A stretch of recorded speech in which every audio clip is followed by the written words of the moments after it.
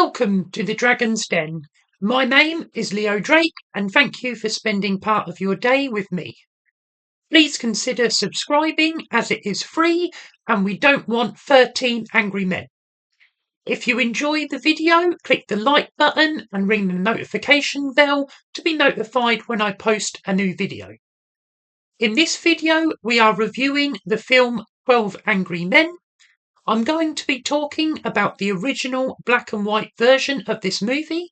However, if you don't like watching black and white movies, it was remade in colour in 1997. I will be discussing the movie during this video, so consider this your one and only spoiler warning. So let's get to it.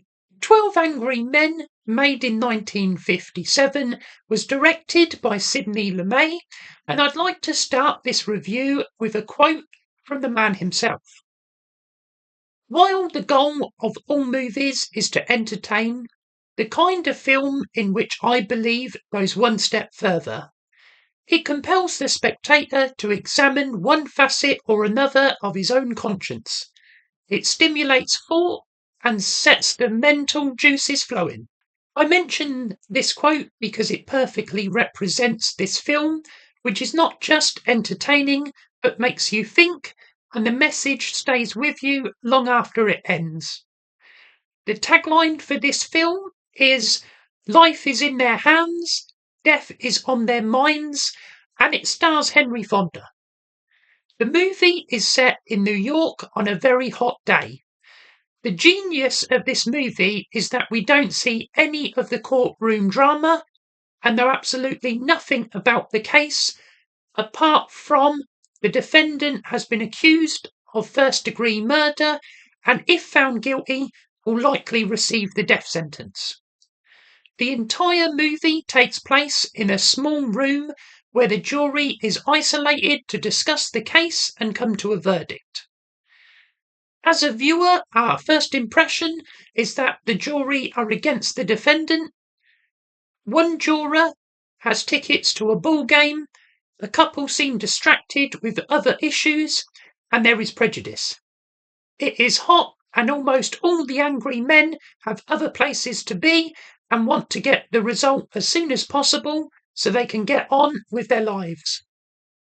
Juror number 1 becomes the foreman, and after some discussion, they all agree to take a preliminary ballot anonymously. The results come back 11 guilty and 1 not guilty. Several of the more outspoken elements in the room are upset that the result is not unanimous, but juror number 8, played by Henry Fonda, reveals he is not sure whether the defendant is guilty or not, but thinks they should discuss their case further before deciding the outcome. Again, this meets with resistance, and there are arguments between jurors.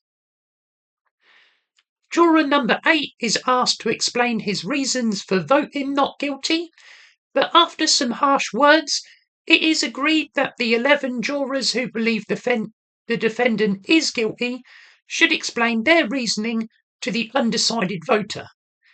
It becomes apparent very early on that several of the jurors do not have strong reasoning for voting guilty. However, we do start getting information about the case. As viewers, we did not hear the evidence in court, so we're trying to catch up. And while this movie is almost all dialogue, you are compelled to listen carefully to find out what is happening.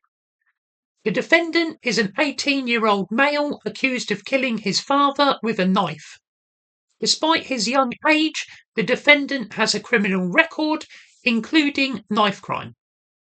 On top of that, the defendant's story lacks details. He claims to have been at the movies, but when questioned at the time of the murder, could not remember what he saw or who featured in the films. He has no alibi, and the prosecution made a strong case in court, while the defence were mainly passive. The 11 jurors believe this information supports their verdict of guilty, but Juror 8 questions the competency of the defence and states there was only one alleged eyewitness and one person who heard the crime, throwing further doubt on the outcome. The conversation is moving at a pace now with people talking over each other, though it still remains easy to follow what's happening. The foreman asked to review the murder weapon, a unique switchblade knife purchased by the defendant on the night of the murder. The 11 jurors are convinced this evidence is conclusive of the defendant's guilt until Juror 8 produces the same knife bought in the same neighbourhood. While this causes some agitation, it fails to convince many who want to get on with their own lives. As a compromise, Juror 8 suggests the remaining 11 jurors vote by anonymous ballot, and if they all vote guilty, he will go along with their decision. The results come back 10 guilty and 1 not guilty. An elderly gentleman sides with Juror 8, knowing it is not easy to stand up against popular opinion, and agrees they should continue discussing the case. The jurors continue to argue. 2 men are caught playing noughts and crosses, while others believe they are simply wasting their time. Juror 8 queries further parts of the prosecution's case around the 2 witnesses, the defendant's story, and the method of death. Slowly, Juror 8 begins to gain further support, and additional ballots are taken, which see the number voting guilty decrease as reasonable doubt begins to creep in, until only 3 men remain convinced of the defendant's guilt. Out of the remaining 3 men, 1 is an intelligent man with strong convictions, 1 just wants to get out of the room, and the last appears to have a vendetta against the defendant despite having never met him. When Juror 8 is able to provide doubt in the intelligent man's mind, the loud juror with ballgame tickets quickly throws in, and the remaining dissenter is discredited in the eyes of his peers. We never return to the courtroom or hear the verdict of not guilty. After the case finishes, the 12 men all go back to their separate lives, having saved 1 man's life. I don't give 5-star ratings out easily, but 12 Angry Men is one of the easiest 5 stars I will ever give. The movie is a masterpiece that is just as relevant today as when it was first made, with excellent dialogue and a powerful message which resonates with audiences of all ages.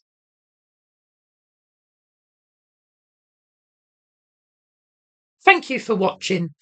Let me know what you think of 12 Angry Men in the comments below, and what movies you would like me to review next.